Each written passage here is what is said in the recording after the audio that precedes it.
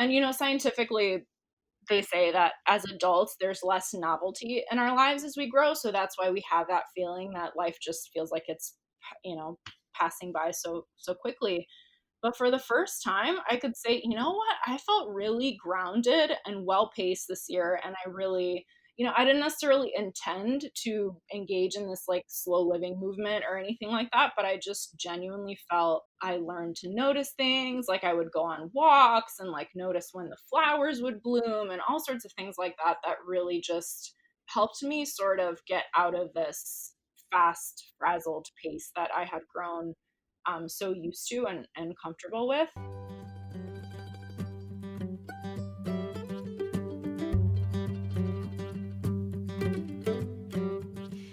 You're listening to the Good Dirt Podcast. This is a place where we dig into the nitty-gritty of sustainable living through food, fashion, and lifestyle.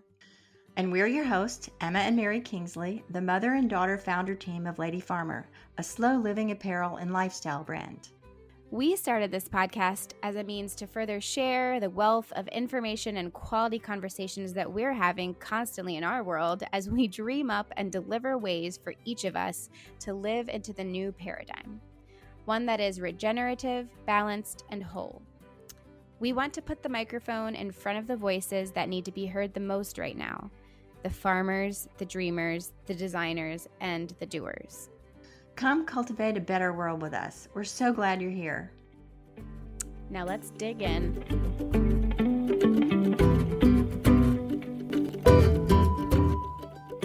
Hey everyone, so today we're at the farm together. Usually we record these separately, but the internet's not working at all. So I came out here and we had a delicious farm lunch. It was really good, Mom. Thank you for making that. Do you want to tell them what you made? Yeah. So my famous sourdough crackers, so delicious, and kefir cheese flavored with onion and garlic and some herbs. And on top of that, we put the fresh garden tomatoes and cucumbers and basil leaves, and it was so good. Yeah, it was really good and really filling, and those tomatoes were so good from the CSA. Actually, this is a great entry into our conversation today. Yeah. Which is about a cookbook and two of our favorite cook/meal planners that we found this year. But before we get going on that, we wanted to just do a quick plug for our virtual slow living retreat. We're still solidifying a lot of specifics and details and getting workshop leaders locked in and their course descriptions locked in.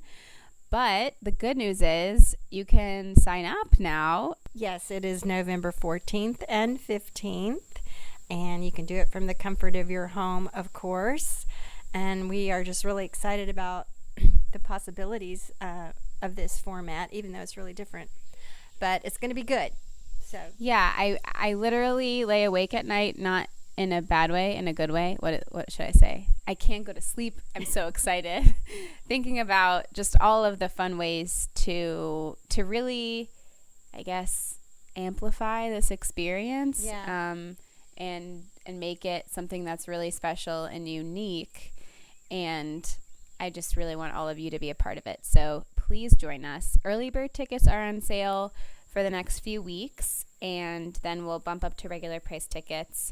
And we actually, although it's online and we can accommodate a lot more people, we are limiting the registrations just so that the workshops maintain that intimate feel and you get really face-to-face time with your instructors. So just a note about that. Yeah, just go to the website and sign up, and we can't wait to see you there. Yeah.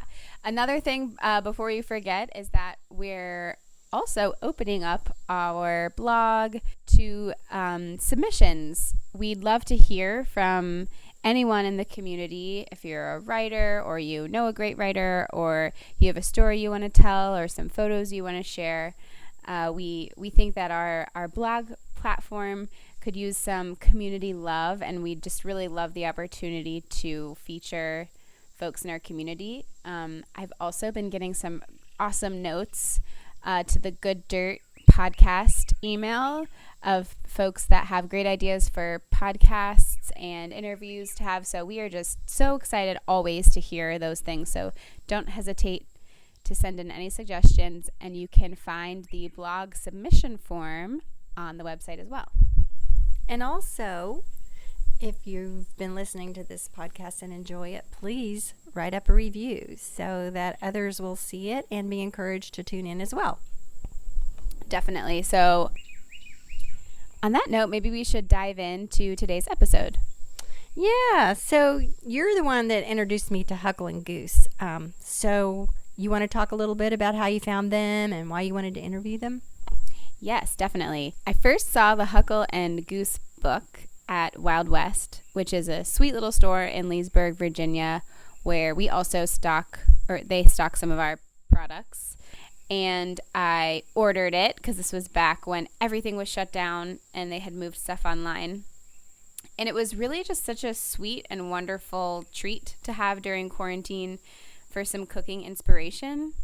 And to go a little bit farther back into my story and my relationship with cooking, I have, for the past several years, felt frustrated by my own inability, or so I thought, inability to just get my act together around cooking for myself and meal planning. Just all in my 20s, I just happened to have been lucky to live in group living situations or lived with my parents for a while. I've lived abroad, so I lived with family abroad. So it's just, I've never really been totally just on my own cooking for myself. I'm usually around other people that like to cook more than I do. So it's just something that I've been lucky to get by in my 20s without having to figure out how to do that. Therefore, it's something that's always been really intimidating to me and that I just assumed I couldn't do. So it was actually first Samin Nosrat's book, Salt, Fat, Acid, Heat, that I picked up, and really she breaks down a lot of the big scary things about cooking and makes them digestible. But it wasn't until I found Huckle and Goose and the things that they talk about in their book, such as habit formation and just the way that they organize their cookbook seasonally, that it really was something that I felt like I could do, and it was really empowering. So, yes? Yeah, I think is the seasonality of the book, the idea of eating in season and helping you prepare foods in season, that really resonated with me. I really like the way they talk about it and organize it and the ideas they have around it, and it was just a really refreshing approach to the whole thing. So Christine and Anca agreed to be on our show, to our delight, and we had just a lovely conversation with them. They are sisters-in-law, which is really fun. Anca is in New York, and Christine is actually near us in Virginia. And they say that they wanted to change the story of frustrated home cooks everywhere and help seasonal cooking become second nature. So Huckle and Goose bridges the gap between forgotten recipes on dusty cookbook shelves, Pinterest boards, and magazine stacks, and the unique fruits and vegetables found at farmers markets and CSA boxes in backyard gardens, which is perfect. It's exactly what we were looking for. Yes, and so we hope you enjoy this episode. It's really fun, and here they are. Do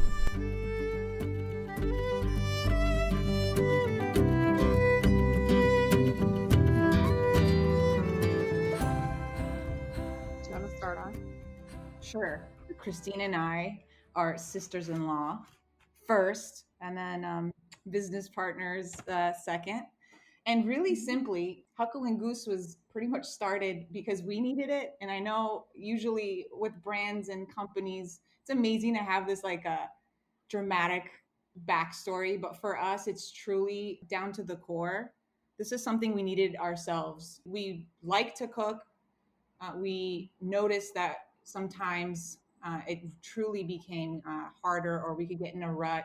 And it evolved into something so much more, where we realized that cooking was at its core, central to things, but so many other habits and elements that eventually evolved in Huckle and Goose started with cooking. And that's kind of how it started. It was something we needed ourselves. We couldn't see it online. The amount of recipes and sources are almost infinite out there. And there's so many great recipes and there's so many voices, it was about implementing those in our daily lives that felt really hard, right? Like the planning part of it and figuring out how to make, or we'd make the same recipes over and over. Or, open our fridge and I only had half the ingredients. And then it's like, do we really want to go to the grocery store? Like all that stuff. We're throwing food out. So it truly evolved from something we selfishly needed. And then as we did it ourselves, we're family, we cooked a lot. We would have people over quite often. And we just kept hearing this phrase, if you guys would just tell us what to make and when to make it and where to buy it, like I could do this too. And we would kind of laugh it off. And then slowly, we're like, wait a minute, why don't we come up with this system? Like we kind of figured it out organically. Why don't we come up with an actual business since it's benefiting us and so many other people have requested it? Yeah, and as Anka's talking, I'm remembering that we actually wanted to start a business together for quite a few years, and we would always talk about different ideas, and all of them sort of revolved around food and cooking and helping people cook more. And then I actually accompanied a friend to a farmer's market for the first time, and it was during June, so I happened upon the gooseberry, which is now part of our name. And there was just something that it was just a spark, and it just felt really important. And I went home and started cooking with all that produce, and then just started kind of making it a habit, but realized what a whole new world this was, like cooking with so many vegetables and cooking with some unfamiliar vegetables, that sort of seasonal idea fused with this idea of wanting to help people plan and cook more, and like that was the spark that kind of started Huckle and Goose. So I want to hear you guys just kind of sum up what your business is. It's more than just a cookbook. So just sort of, what is the spirit behind it? I would say that Huckle and Goose is a way to overcome the stresses and all the things you hate about cooking and learn to love it and just bring like joy and love and good food into your home, just really overcoming all those things that you hate about it. And we do that through weekly seasonal meal plans, so just planning out your meals, and grocery lists, and then also habits that accompany those, because we feel that it's not just about the cooking, it's the habits and sort of perspective you have about cooking and developing a really strong why a why behind why you want to cook.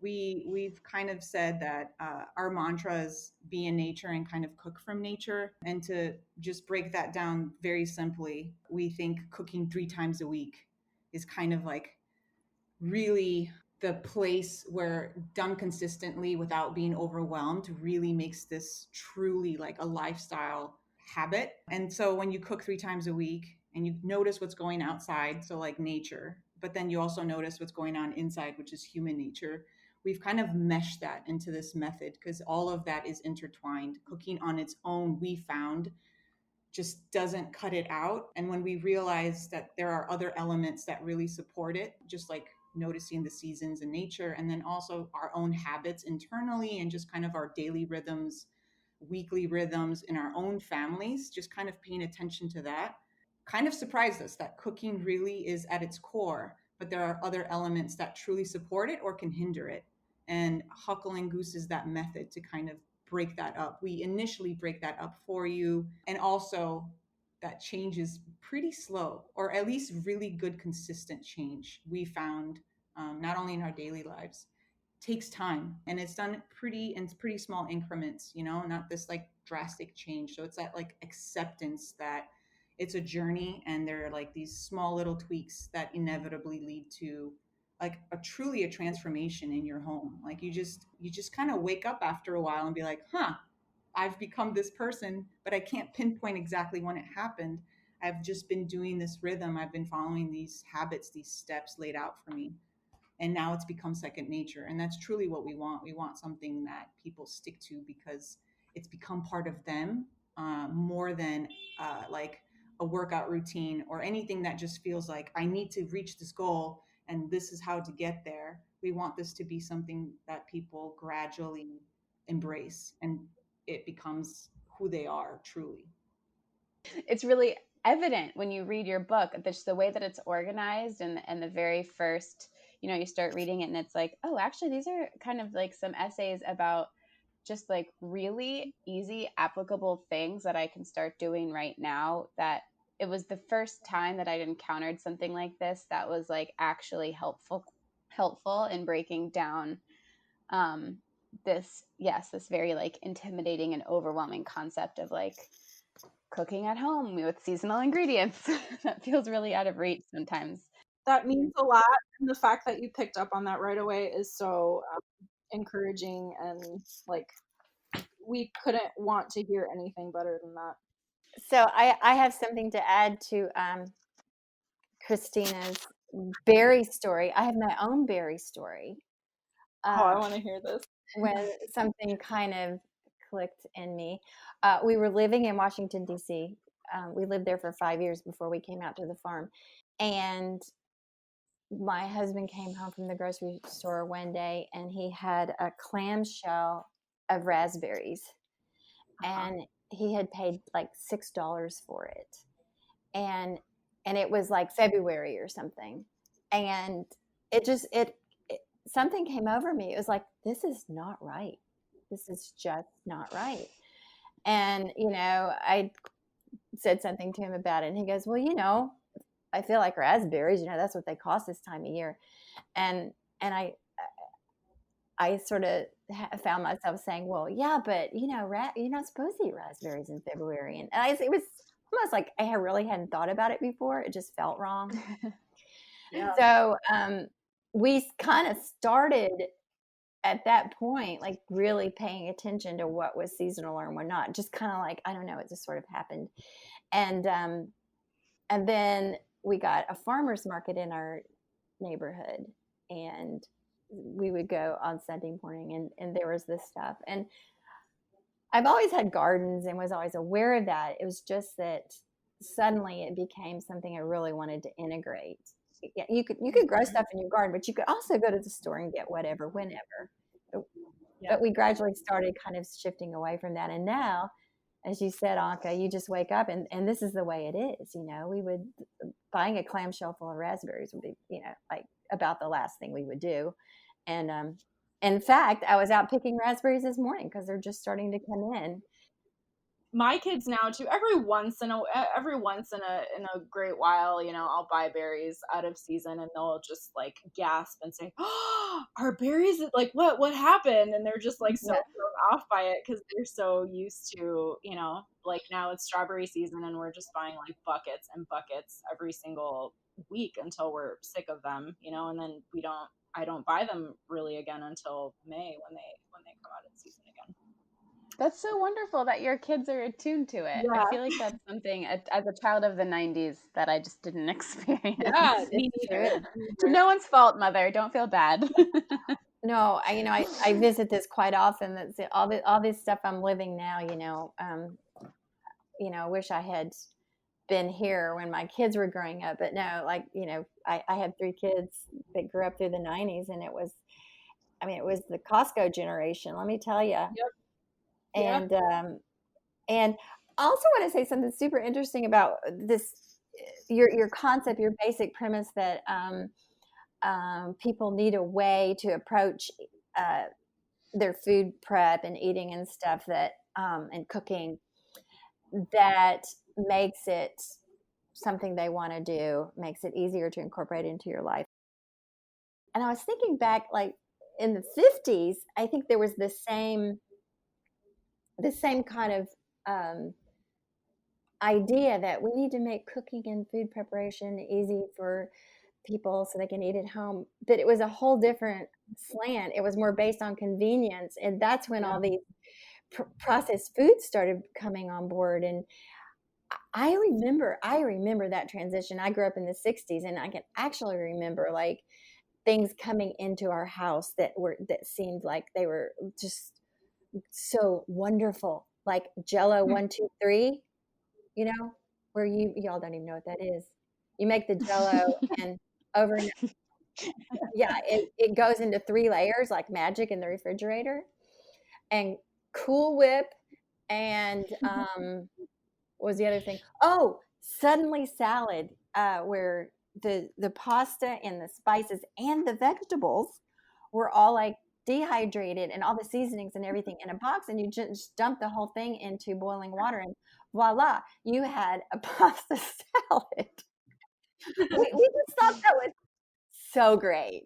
I was born in Romania. I mean, Christine's parents came here, so Christine was born in America, and I was born in Romania during communism. But in general, it's when my parents fled Romania and we, came over here in the States, America was like this beacon, like of hope, and obviously, you everything in America, like the streets are paved with gold, and you can get food anytime. And obviously, coming from a communist country where you're waiting in line for milk.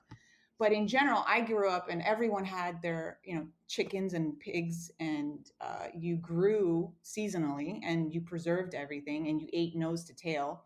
And so I grew up with that, and the vegetables in the backyard and dirt, and if there was a hailstorm, well, there goes your vegetables, and figuring out what you're going to eat. So all this stuff, and it felt so primitive and peasant like when I moved to the States. So I'm thinking like, oh, I come from this country and we're so backwards, and the horses and people are plowing fields.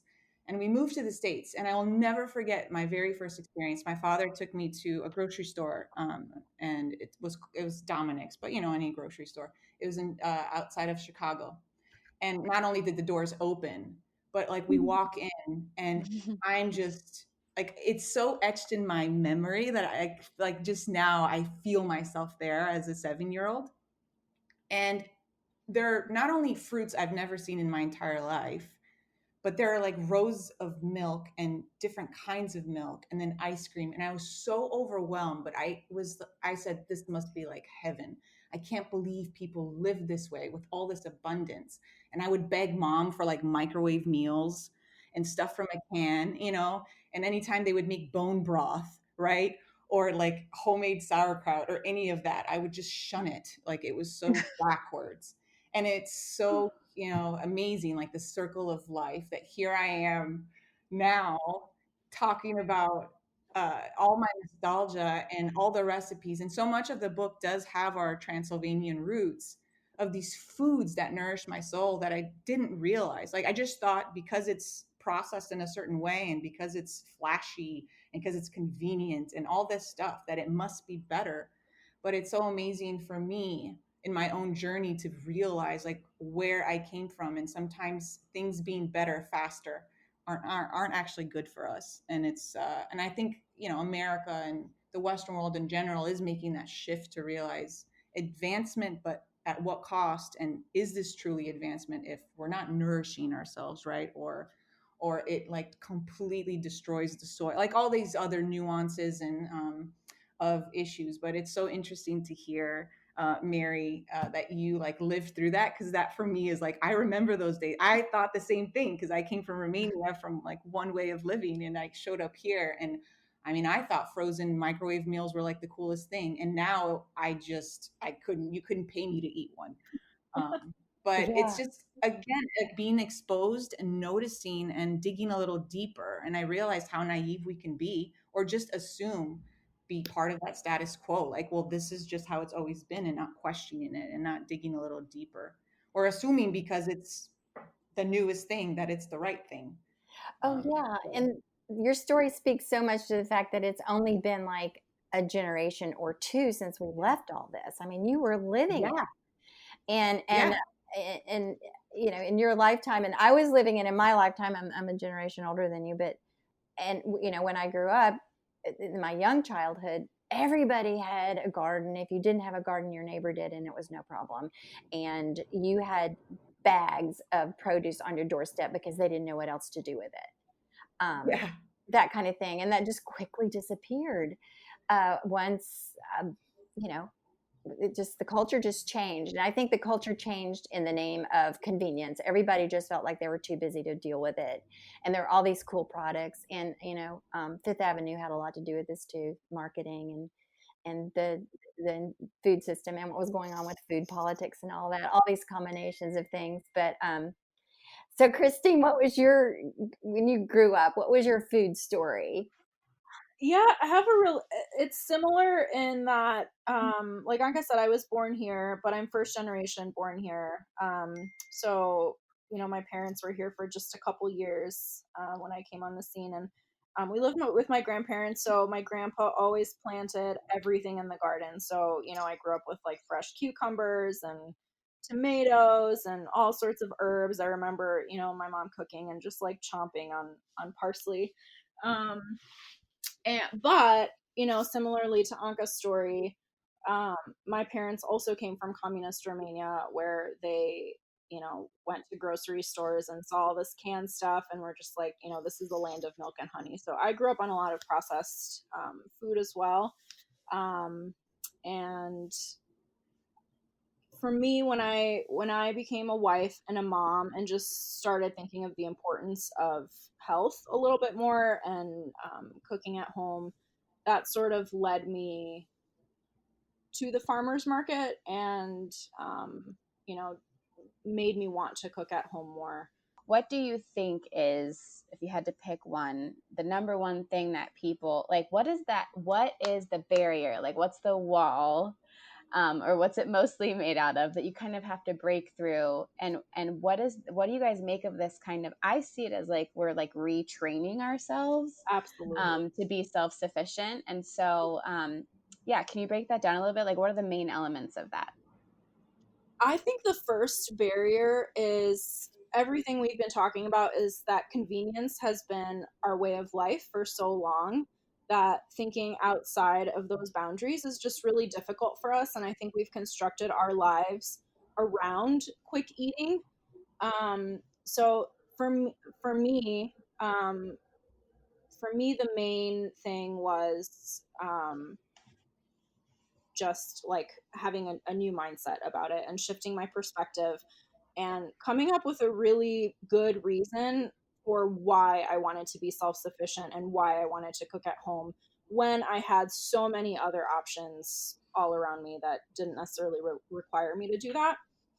So I think that's the main barrier. And then, secondly, I think is just the overwhelming nature of how many recipes there are out there, and just planning around our lives and finding a way to take all those recipes and filter them out throughout our week, and writing your grocery list and figuring out what you want to make. So first, I think the mindset, and then secondly, I think is just that planning, um, because I think cooking is such a multifaceted skill. There's like the planning involved. There's also the cooking know-how.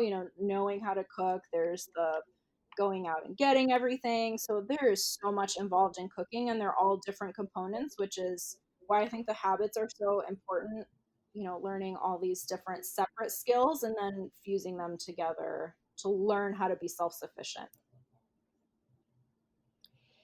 And when you go to the farmer's market or go to pick up your CSA and you come home, the thing I've discovered is I have to plan a good bit of time to organize the food and deal with it, and plan what I'm going to do with it, whenever, maybe go ahead and wash the greens or whatever. But it's like CSA day is like its own day, really, or a big chunk of it, So true. Yeah. And most of us, I think, just yeah. don't have that time or make that time. Right. It's like not a thing you could have done with 3 kids in the 90s at home, Mom. Yeah. Like that wouldn't have been an option. Oh, no. Just the way we were doing things. I was so excited about that frozen casserole from Costco that just, went in. I mean, really, I think about that a lot. Anca, your story was so amazing that you told earlier about the feeling of walking into the grocery store. And then just kind of like reckoning that with like your values now. And I wonder what you might have to say, if anything, to someone similarly who's like, but Costco's amazing, and maybe just like might not get it. I guess also I'm kind of wrapping this question up in another one that I was thinking, which is like, besides the obvious things like it's healthier for you and like you can save money, like why is cooking at home and this lifestyle like probably objectively just like more beneficial in so many ways? And what are some of those like maybe less obvious ways that it's affected in your life? Mm-hmm. Well, for one big obvious one, I think just now, just with what we're in with COVID, is I Mm, think a lot of people have been kind of shocked into, what happens if I have to feed myself? That kind of realization of like the basic human necessities that we should kind of like maybe know the basics, the basic nourishment, making even like eggs or something where you feed yourself and your family. Um, that can be really rattling when you feel incompetent or just completely lost, where your life can shift so fast, and it shows you really at the core. I think with COVID, among other things like relationships and food, in fact, like all the core things that a lot of us either brush aside or look for the convenient route in general, just through this process has made us like just kind of stare at it dead in the face, right? Which is why the CSA that Mary was you were mentioning like got sold out right so fast. All of a sudden people are like, wait a minute, this is reality, or how did we miss this? So I think at the core it's like it's an incredible thing to be able to like feed yourself and family. um, but also, how the saying goes, like, you can lead a horse to water, you can't make him drink. uh, mm-hmm, there has to be a tug at someone's heart, or at least like I want more. I would like to like cooking. Like I know I can't convince anyone, and I've realized that there has to be like a certain spark, whether they're tired of eating takeout all the time, or they just feel sluggish, they're looking for a change. You can tell all the health benefits, et cetera, et cetera. But at the core of it, I've realized there has to be just an initial spark, like a desire to at least want to cook more. And then from mm-hmm, there, usually what happens is this huge wall of doubt, which is I have no idea where I'm getting started. I'm overwhelmed, da da da, and all of the things pile up. And that's where we come in to say, like just kind of like a friend next to you saying, okay, let's start with baby steps. Like you don't need to cook 7 meals. You don't even need to look for the recipes. I have them written for you. And you just need to do something, like 3 times a week. So like put everything else aside and making like bone broth from scratch. Like let's start with the basics. And mm-hmm, also another thing I would say, like kind of that goes hand in hand with this is like eating seasonally for me has kind of helped not only notice, but not only with my family, but eating seasonally gives you this perspective about appreciating kind of where food comes from, because it's always like the why. There's always like something deeper. And what mm-hmm, I've noticed in myself is I was telling Christine the story, but we went upstate to visit my in laws, and all the trees, there are no fruits on them. There's like pear, cherries. And my kids were like, oh man, like where did they go? And I said, well, there was like a late frost, and all the flowers that budded on the trees like died. And so now nothing's growing. And it was such a teachable moment for them to realize, like, wait, just because of something that happens outside of our control, now we can't have these fruits. Because you go into a grocery store and it's just there and you just assume it'll always be there. And that started like a deeper conversation, one, appreciating like farmers, and two, realizing when you do go to the farmers market in these small, like Christine's saying, she's eating so many strawberries and you get sick of them and you can smell them a mile away because they're so fragrant. I feel like it builds this true rhythm and sync with like the world at large that we are like so part of, with like the different seasons. That if people kind of allowed themselves to realize that cooking is like maybe the tip of the iceberg, and it reveals so much underneath, that when when you know that someone worked hard for your food and where it came from, I think it's like a little bit of educating. I think we're a little ignorant, and we choose to be ignorant because it's easier when you don't, like even with clothing, we want to know where it's made now, where before it's like, give me the cheapest and I'll buy whatever. And now we're concerned, and we should be. And I think it's the same with food a little bit when I step back and, and I think about where is it coming from? Why am I cooking? Do I want to nourish my family? I'm sure Christine knows how to add to this because I go on 5 different tangents and she's like, well, I asked you how your day was. I end up on vacation too. I echo everything Anka just said. That is so amazing and really resonates with me too. I think part of the unexpected benefits for me, like I mentioned earlier, part of that spark for me was just that initial trip to the farmer's market and already wanting to, cook more at home and be healthier. So those two things for me just added up to this spark, that was like, okay, I'm going to start living this way and cooking this way. And for me personally, I can get so, and I know you guys are all about like slow living, and I can get so caught up in just this frazzled way of living. I love to work. I love a fast pace, and cooking for me just really grounded me in this really unexpected way. I remember after my first year of cooking seasonally and cooking exclusively seasonally, I remember, when people are always like, whoa, time's passing so fast, this year went by so fast in a blink. And for the first time, and, scientifically, they say that as adults, there's less novelty in our lives as we grow. So that's why we have that feeling that life just feels like it's, passing by so quickly. But for the first time, I could say, you know what? I felt really grounded and well paced this year. And I really, I didn't necessarily intend to engage in this like slow living movement or anything like that, but I just genuinely felt, just more rooted. And I learned to notice things. Like I would go on walks and like notice when the flowers would bloom and all sorts of things like that, that really just helped me sort of get out of this fast, frazzled pace that I had grown so used to and comfortable with.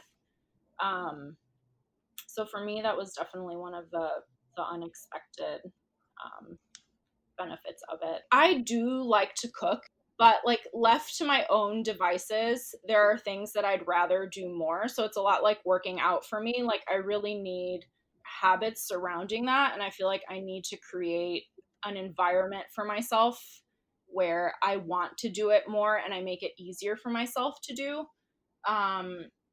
And I've noticed that as a mom, I have 3 kids at home, and when there's, mom, what are we having for dinner, and when I know that I have to do it, it is just such a dreaded chore for me, and I really don't like to do it. And last year all the kids were away. They were with Anka's parents in Romania, so I had a few weeks to myself. And a few weeks into it, I just started cooking, and I just fell in love with it all over again, because it was like a hobby then. I was just like smelling the garlic as I put it into the pan and the onions, and I was just like chopping the peppers, and I was so into it.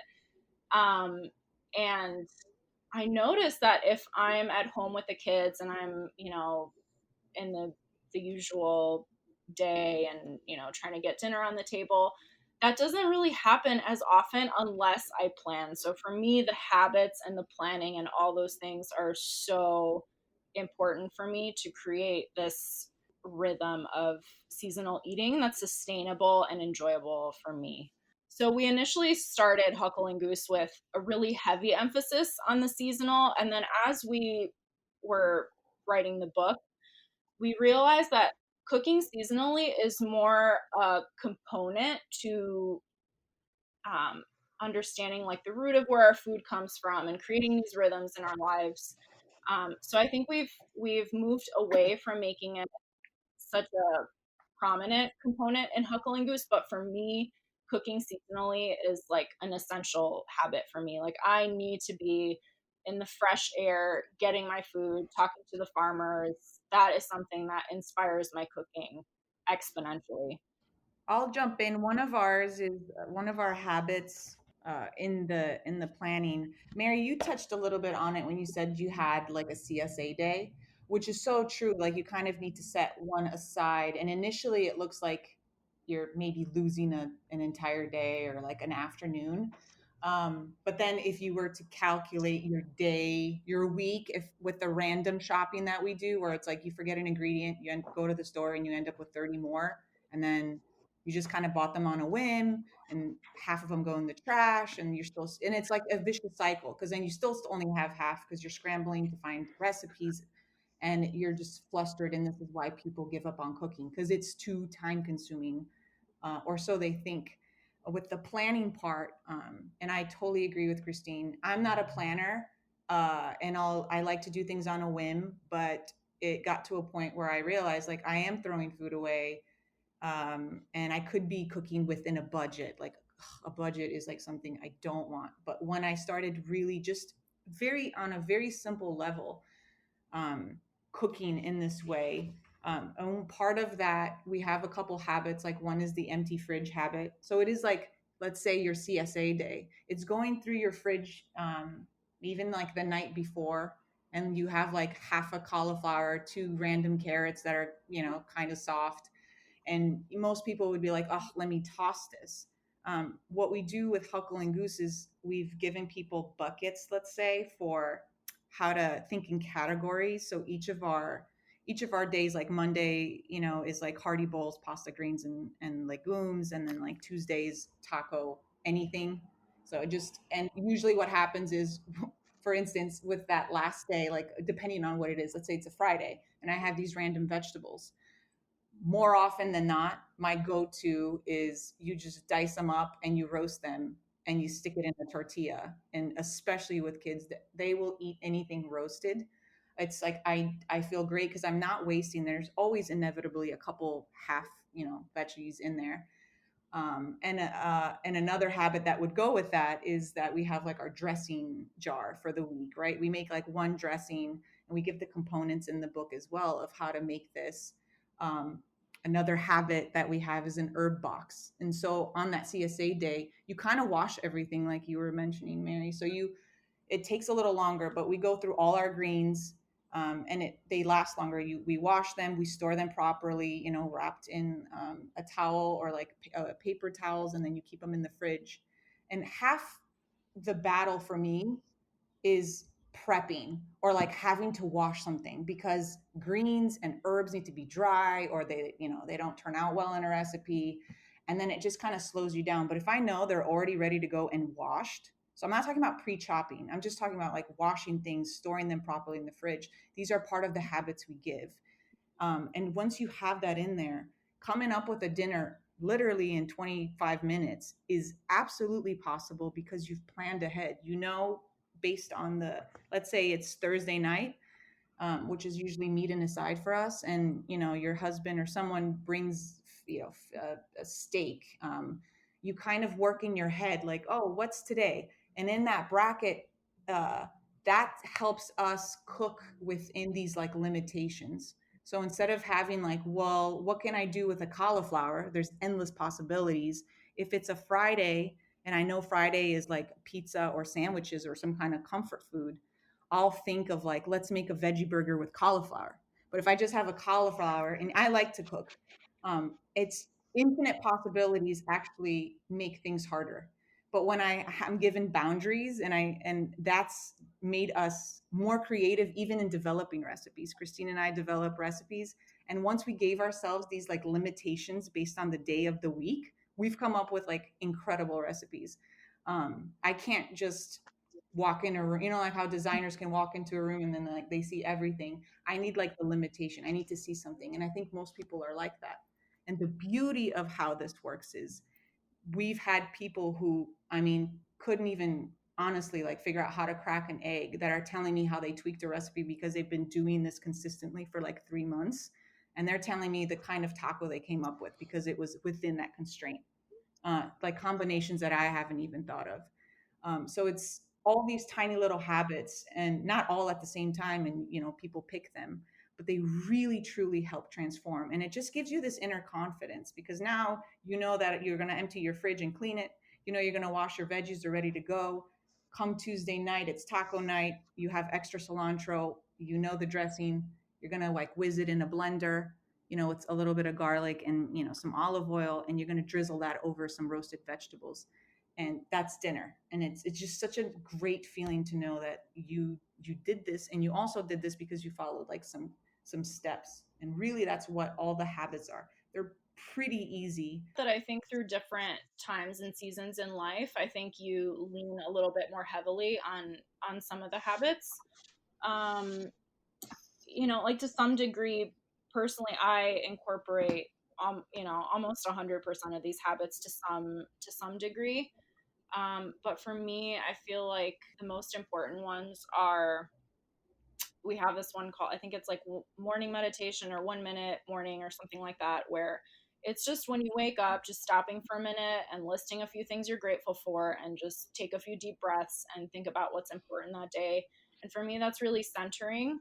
And then I'd say the other really important habit for me is the solo date, which is just being by myself for a few hours, treating myself to like a coffee or a nice drink, and going through the cookbook or some online recipes that I've saved, and just planning everything out as much as possible.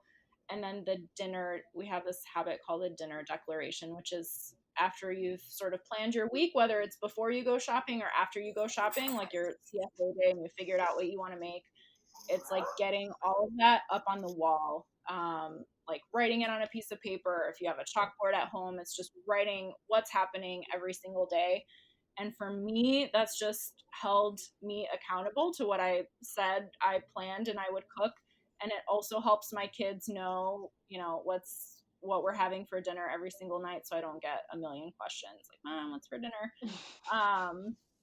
So that I think that those two are sort of the most essential for me. And then also getting outside and eating outside are awesome for me. I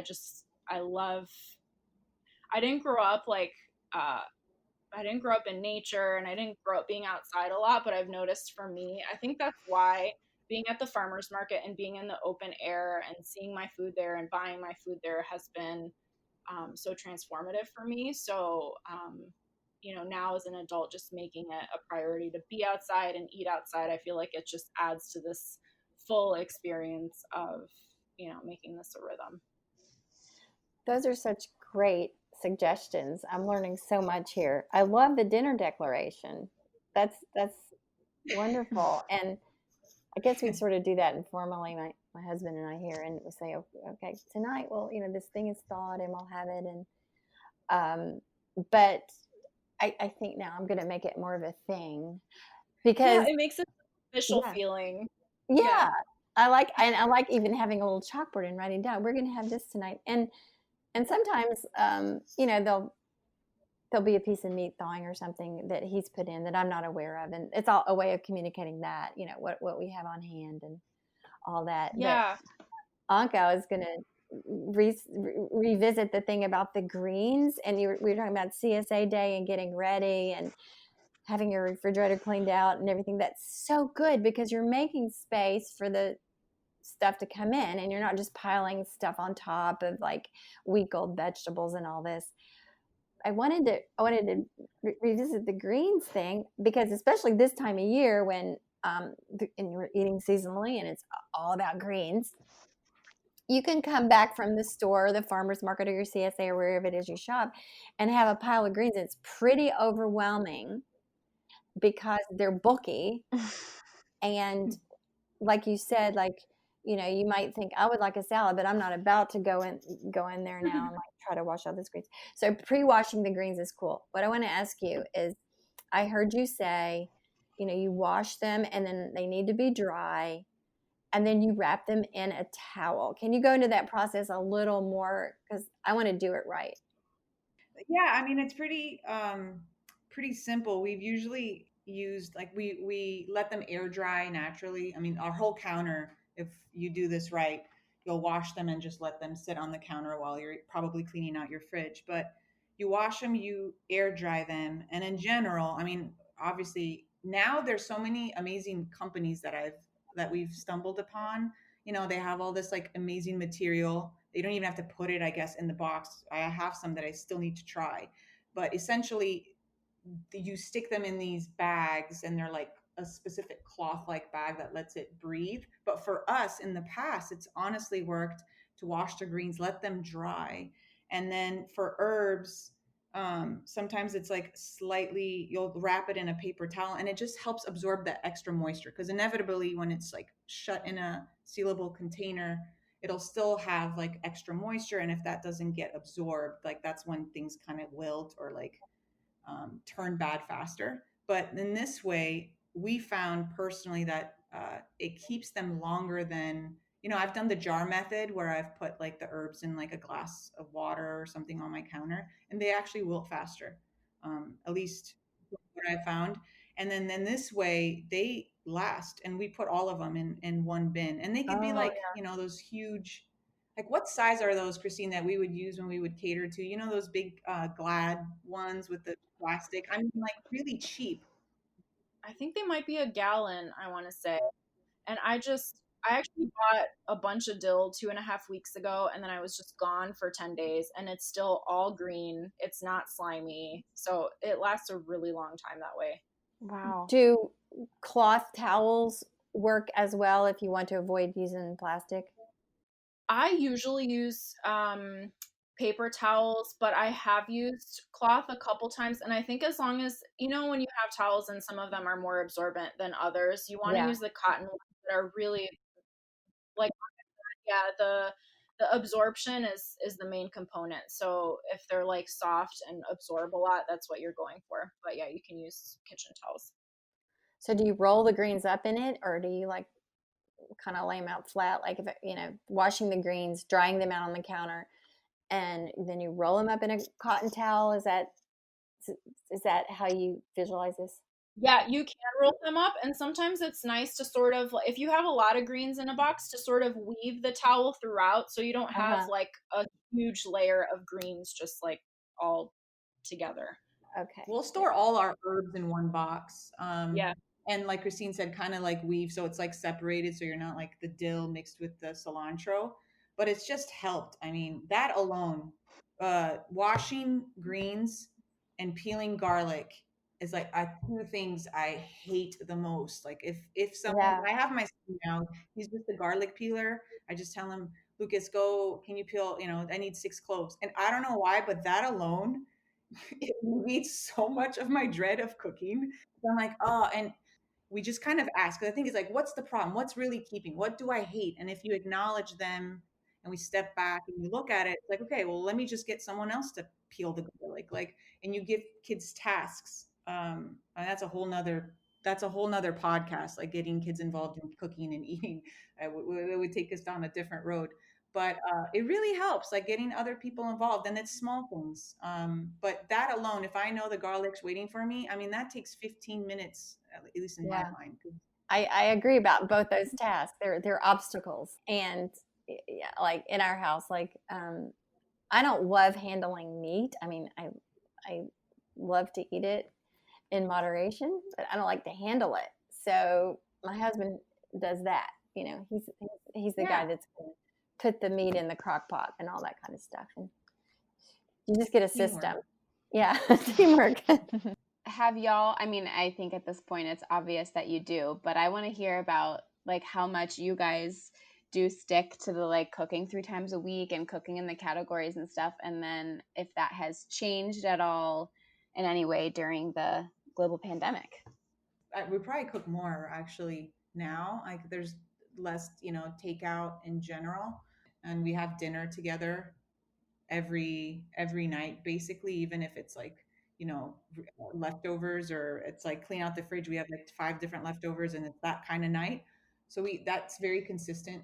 All of us eating dinner together. But what has happened, because it has been more cooking at home, and since the kids are home, it's like, it's like now lunch too, and all this other stuff. It's just a lot, and you get tired. Is I've printed out like really simple recipes. Before, I definitely would ask for help, or like try to like teach my kids, but that's another its own, because it takes not only long, you have more patience. And when you have stuff to do, you're like, I just want to get dinner on the table. And sometimes, I set time aside to teach them, but in general, it's like, I just want to get this done because it's already a task. But now it's just been like, look, I'm exhausted. So here's a simple recipe. And my 11-year-old, my 12-year-old son, he's making stuff. I'll just let him kind of like, here's a simple recipe. My teenage daughter made like veggie burgers for the first time. Granted, it took her like 3 hours, 3.5. I mean, she just kept coming back to me, and I'd be like, but did you read the step 2 tells you what to do? She's like, I know, but I'm confused. And that also gave me insight that even if it's laid out, it's daunting for a lot of people, especially when you're starting out. And for me, it's like, what? There's the ingredients. I told you to chop it in half an inch. And she's like, well, how much is that? And so it was really insightful for me to realize how daunting something can be that I assume for me is easy. But she did it, and they were really good veggie burgers. So yeah, that's how it's changed in my. I've actually taken a little bit of a step back and been really amazed that my kids have, it takes longer, but they can do it, which tells me anyone can do it. So before the pandemic, we cooked, or I cooked 3 times a week, and a lot of times more. Some weeks 3, some weeks a little bit more than that. But I'd say like before the pandemic, we were a lot in like recipe testing mode, and right before the pandemic, I kind of took a step back from that and just really relished sort of following our book and cooking, the same things week after week, and just really getting into those rhythms. And when the pandemic hit and we couldn't get out of the house as much to go shopping, we would shop once every 10 days or 2 weeks. So it really helped me get into this rhythm of using up every single thing in the fridge and in the pantry, and just being really frugal and economical with everything in the kitchen. And that was really exciting for me. And there were a lot of ebbs and flows. There were some weeks when I was just really into it, and then other weeks when, like Anka said, I was just like done with it. So that's when I started delegating a bit more. My teenage daughter started cooking a couple meals every week. And then the best part of the pandemic has been that even my husband has gotten into cooking, which has been really awesome. One of the first things he made was French toast, and it was actually April 1st that he made French toast, and he called all of us. I think I told you this. He called all of us down for French toast, and the kids were like, "Ha ha, Dad, funny April Fool's joke." Uh, but it's like he has just nailed French toast now and makes French toast all the time, and he makes a few dinners, specifically seafood dinners, because I don't love cooking seafood, so he started doing that, and it's really, just like Anka said, has helped me take a step back, and it's been really, really awesome. And I think I'm really excited for this new family rhythm going forward. Yeah, one of the gifts of the quarantine, I think. You know, I have a couple of things I want to add in. One of the things was when Anka, you were talking about that teaching moment you had with your kids when they noticed that the trees didn't have the fruit on them, and that is so. I just think that's so big for children to make that connection. And we're living here in this farm community, and in May, when we had 2 or 3 like really late frosts in a row, I'm sure the same ones you're talking about, and our neighbors, it was like a neighborhood thing. Everybody was aware, and you were worried about your neighbor's fruit, or the winery next door worried about their grapes, and there's this real community feeling around it, and the result was not good. And over the next 2 or 3 days, we were hearing about, well, so and so lost like 80% of their crop, and these people lost all of theirs. And so it was just, to me, it was wow, this is a real community thing here when you live in an agricultural area and surrounded by people trying to grow things and for a living. It was really what's the word, poignant. I think that's also one of the benefits of just shopping and cooking seasonally and locally. Is I've noticed this too, even though I'm not in a farm community. I think it just brings people together, and you're aware of what's happening around you, and I think there's a lot of trickle down benefits to that. What you were saying about noticing that the cooking had helped you sort of shift into more of a slow living mode, and like the presence of working with the food and peeling the garlic and doing whatever made you feel grounded. And when you look back over the year, you realize, gosh, it was more, well paced. I noticed more. Um, that's the heart of slow living. That's just like to be in the moment and to pay attention to every moment. And it's so true that people go, this year went by so fast. That's because we didn't notice anything in it. So it doesn't have any, like, it's not in our brain. It's not imprinted in our experience because we weren't even there. So I love the way you put that. That's like everything. That's slow living in a nutshell. And one more thing I wanted to say. All this thing about, like, I was talking about back in the 50s when the whole approach to food was save time, be more convenient, so you can do dot dot dot whatever. And I think what the pendulum has swung back to where people are beginning to ask themselves, what were we trading that time for? We wanted the Jello 1, 2, 3 and the suddenly salad in a box because we didn't have to spend the time making that pasta salad. But what did we do instead? Like, I think in the 90s when I was raising my children, that time was traded for things like zipping them to activities and stuff, that we didn't have time to prepare dinner because they had to go here and there and everywhere. And my children had a great time doing all their activities. They had fun. I, probably would do it again. But now that I'm older and wiser, it's very interesting to look back on all that and reflect you know, how we were handling all of those things and everything that went into life at that time. So Yeah, I think that's a big part of Huckle and Goose too, is that it's not just the cooking, but it's reordering your priorities, um, to make time for what matters. Whether that's cooking 3 times a week or 7 times or however many times you cook, it's not really about the cooking. It's more just make time for what matters. And we believe that cooking is a part of that because um, it's sort of this keystone habit that helps you connect with your family better, and provides health for your body and nourishment and all those things. But at the heart, it's just what are your priorities and what are you making time for, and are you making time to notice what's happening around you and in your home and in you? Yeah, I totally agree. I was going to just add that key component of that self-awareness of truly being present is really hard, especially with like all the distractions we have, and we can, be on autopilot because that's how we function. And so you just keep doing something because it's easy and it's the way you've done it for all your life or you were raised that way.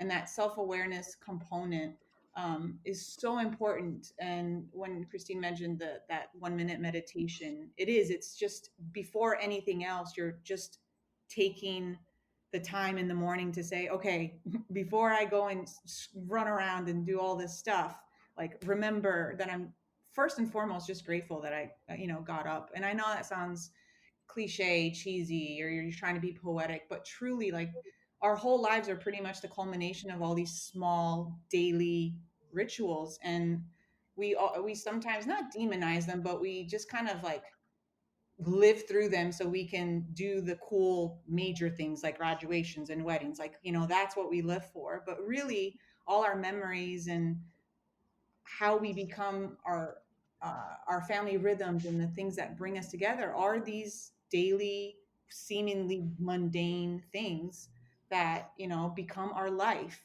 And why not? And this is also like part of the what we've mentioned in the cookbook, is take those small things and make them a little nicer. So one of the things we even mentioned really quickly is like, um, go and buy nicer dishes because you like them and they're not for guests. Like, put, a presentation is important in the sense that it makes you happier. Like, there's these like little small tweaks to enjoy everyday life. Like, yes, sometimes you're throwing a casserole on the table, but maybe one day, your kids are like lighting a couple candles just because, like, you have a little extra time, or you invite someone over, for like a homemade slice of something that you're like so proud that you tried to make, and it's like all rustic and half the pie is off and you're sitting on the porch and just enjoying that moment with a friend in present, not over text. It's these little things that, like Christine was saying, these are like, this is the novelty that we're trying to build, like these beautiful magical moments in everyday life, not trying to make something, like we're not trying to create, but it's like allowing that space. And truly, honestly, I've realized in my own life and with my kids is like, if I instill the sense of gratitude, which comes from acknowledgement of the seasons, that sometimes you don't get what you want when you want it. And if you do get it, it's not going to be as good as if you waited for it. I mean, these are like basic things that we can already be living just by like cooking and living this lifestyle, that are so important to parenting. Like, you don't even have to try. They're kind of like instilled in this rhythm of life and the way we cook. But I've seen it. I mean, there's gratitude now. Like it takes the focal point off of me and what I want. And so now my kids can say, if they bring them to the farmer's market, they could look at dirt under someone's fingernails, or they can say like, "How are you?" And they can say, "We had a hail, and this is why my vegetables are beaten up, but they're still good." And that does something for them. Like, I want them to think beyond, what's for dinner, and just be mindless about it. Um, and it's effortless, because then it's not like me lecturing them. I've just exposed them to the reality that's always been there. They just haven't necessarily seen it. And that's that self-awareness part. Like, and I'm just more grateful for the stuff, like even from 2 years ago. I'm amazed at like my own personal journey, that before it was just like, yeah, gratitude. And now, even with COVID, man, are we so grateful for being able to go see our friends, right? All these things that we took for granted. And Huckle and Goose, truly at its core, what Christine and I have tried to do is like, this is what we want other people to feel. Because we take all the work and everything we do is supposedly for our family. And that's usually the people we mistreat and, brush over easiest, because they're just there and they're probably not going to leave. Let's be honest. That's usually how it works with our kids. And we're just trying to provide a way to have those sparks and like that self-awareness, to just appreciate, like to make something with your child. They're going to remember that. I remember those moments. Like, don't we all have like our grandma moments where they taught us to make that pie, or like the smell?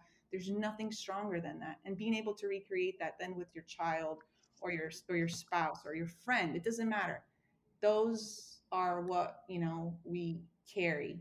And before, I would probably, like, in my teenage years or even early 20s, kind of scoff at it, like, oh my gosh, you're really trying to make something out of nothing. But older and wiser, it's like that's really all it's about, our relationships, and being able to nourish ourselves and those we love. It's so true. And I have to say, I found your book during the pandemic, of course.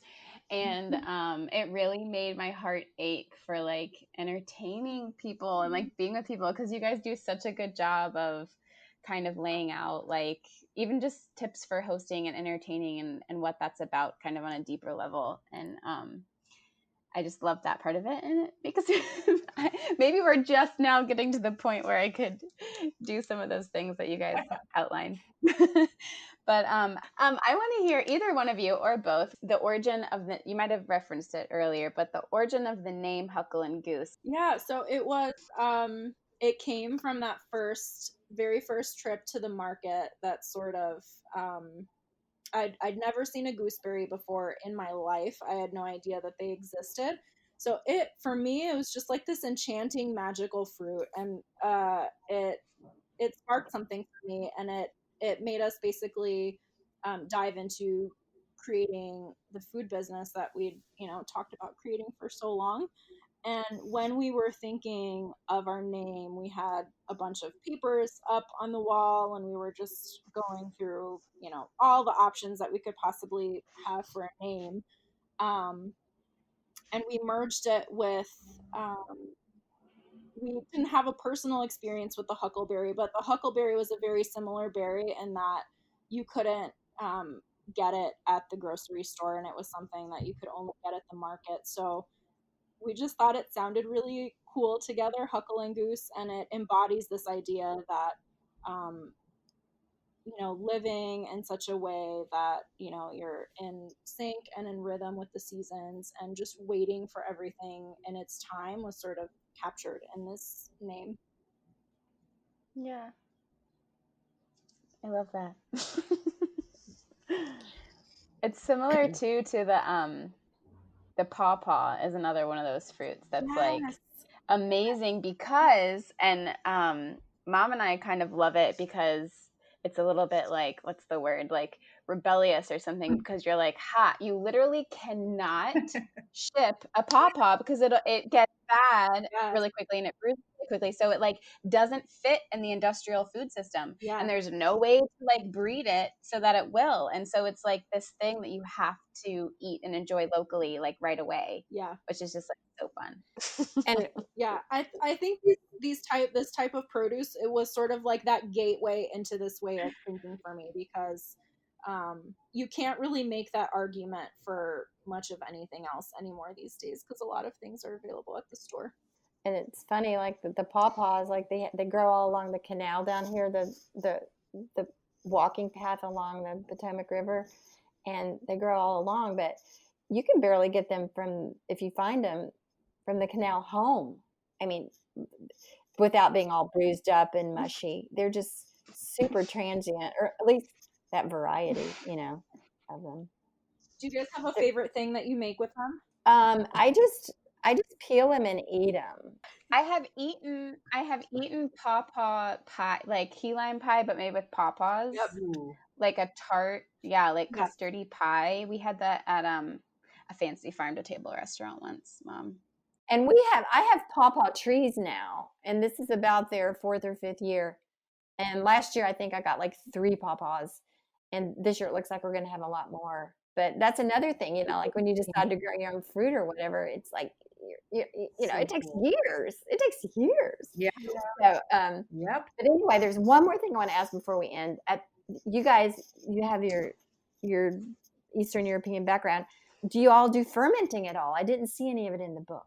My dad, I mean, I love fermented things. I think with this initial book, there are a lot of things that Christine and I said. Next time. If this was, like if this book is kind of geared to the frustration of just trying to convince you to cook more, or that you've started and you just kind of labeled yourself like, look, I just can't cook, or I need a little help. We didn't want to add like any of the heavier stuff. Like we initially had, like a pie recipe and like other things. And there were a lot of recipes we just removed and said, okay, but what's our purpose with this initial book? And it was like introducing Huckle and Goose, the method, and then the process with the recipes seasonally. And some of them, whatever, easy, but not so much, but that sort of stuff. No, but I love my brother, my dad, like we love that kind of stuff. And farmers markets also, there's some amazing, local farms that make it. But that's definitely, that will be in a future cookbook. I love fermented things, and like I said, my husband always has our fridge stocked with that stuff. I don't personally have a desire to do that yet. I feel like maybe that might come later, but it's not something I want to do. But I think it'll probably, come in the future at some point. Yeah, I think it's one of those things that I feel similar to you, Christine. My mom does it, and there's always fermented things in her fridge, and I love that. But I still have, like, why haven't I? It's all it is like salt and water in a mason jar. Like, I could easily do that, but I just like haven't gone around to it. And when someone else makes, like, there's certain things. My mother-in-law makes like this incredible marinated chicken and pork, right? And I could eat it every week and not get tired of it. And she's given me the recipe, I've made it, and the kids are like, why don't you make it? And I said, it's just not as good. One, there's something about everyone having like their thing, and it's not about me.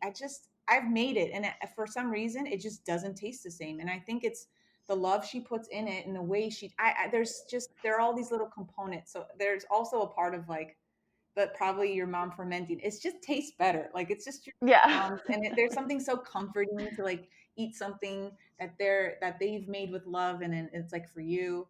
But Yeah. there's also that. Like, there's just certain things that, yeah, I'm sure I'll make, but I want it directly from the source personally sometimes. You know what? Yeah. I actually read the scientific reason behind that, and certainly the less scientific reason is the love and everything that goes behind it. But it's that your senses are not a part of the process as you're making it. So when you Huh. receive like any sort of food and you weren't part of the process, it just speaks to your senses a lot more like That intensely makes than if sense. you were making Yeah. it. Interesting. I get that. I get that. Like if you're making it and you're smelling it all as you go and everything, it just becomes a different experience. And also you're Yeah. maybe there's some kind of satiation in preparing it that's unlike, oh, here's a slice of this pie that grandma made. It's like just different. Absolutely. Mm-hmm. Yeah, I get that. So where can people find you, and how do I become part of the Huckle and Goose lifestyle? So the book is a really great place to start, and that can be found anywhere books are sold. We love to make a plug for local bookstores. You can order it from there, or of course Amazon, Target, anywhere books are sold. And then also the site is hucklegoose.com, and that just starts you out with a week by week meal plan that's delivered to your inbox every Friday, and you just log in and get your recipes and your grocery list from there. Wow. Okay, well, thank you guys so much for joining us today, and I cannot wait. I'm sitting here. I've been staring at the book. I'm gonna do because it's Friday, so I'm gonna empty my fridge and make my plan. Actually, I'm going out of town next week, so I'm gonna empty my fridge and just leave it that way. But when I get back, Nothing I like will coming go home to a shopping. clean fridge, though. That alone, I Exactly. mean, it's like I can't function in a disorganized room. Like it's clutter. It's there. And there's something about a clean fridge. It like makes you want to cook more. Like Yeah. weird sticky stuff on the shelves and or things not covered well. Like it like keeps you from wanting to cook, I think. It's like Yeah, totally. That's a great thing that you're doing. You're coming back to the clean fridge. My mom calls it the Lord's work. Like whenever I'm like emptying out my closet or doing those things, she's like, "Oh, you're doing the Lord's work." I'm probably gonna use that now. It's true. I'm a Lord's work all day then, pretty much. Yeah. All right. Well, thank you guys so much for joining us today. Yes, it was so great talking to y'all. Thanks so much. Thank you. Thank you. It was such a pleasure talking to you, ladies. All right, so I've got some great ideas from that. I'm going to go start cooking. Awesome. Yeah. We hope you enjoyed this episode, and we hope that you check out our retreat landing page. It's on our website. Send in a blog post idea or a written blog post if you have one, or photos. Email us at thegooddirtpodcast@gmail.com if you have any podcast ideas, and we can't wait to hear from you. Yeah, and write us a review. And while you're at it, if you've read The Lady Farmer Guide to Slow Living, we would love a review of that too on Amazon. That would be very helpful. And yeah, so everybody have a great... Does everyone have their to-do list? Their action items from today? Yeah, so go off and do your homework, and we'll see you next class. Just kidding, everyone. Thank you for listening, and we'll see you next time.